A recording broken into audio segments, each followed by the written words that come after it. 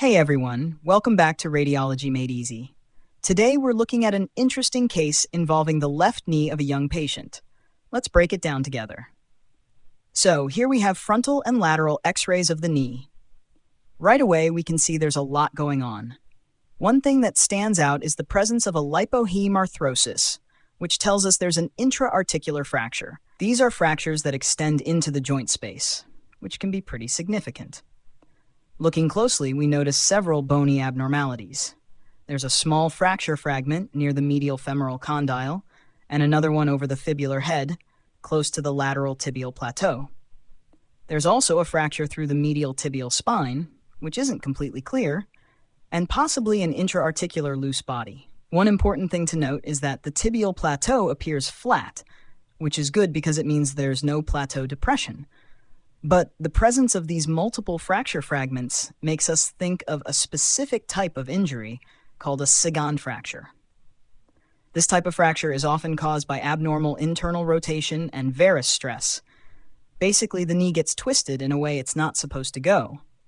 Now, Sagan fractures are subtle on x-rays, but they're usually associated with ligamentous injuries, especially tears in the anterior cruciate ligament, ACL, and the menisci, particularly the medial one.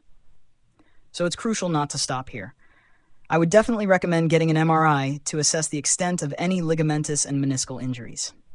Given the complexity and potential for significant soft tissue damage, I discussed this case urgently with the orthopedic surgical team. We need a comprehensive plan that includes further imaging and possibly surgical intervention, depending on the extent of the injury. Diagnosis. We're diagnosing this patient with a Sagan fracture. This finding is significant because it often indicates associated ligamentous injuries. Key points on knee trauma. 1. Always check for soft tissue injuries like hemarthrosis or effusion, which can indicate an intra-articular fracture. 2. Look at all bony contours carefully. Subtle fractures can be missed if we're not thorough. 3. Remember that Sagan fractures often accompany other injuries, so a complete assessment is essential. What is a Sagan fracture? It's an avulsion fracture of the lateral tibia, often seen with ACL injuries. It's subtle but significant due to its association with soft tissue injuries. That's it for today's case.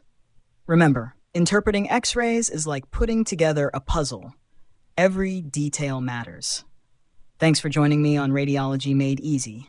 See you next time with more insights.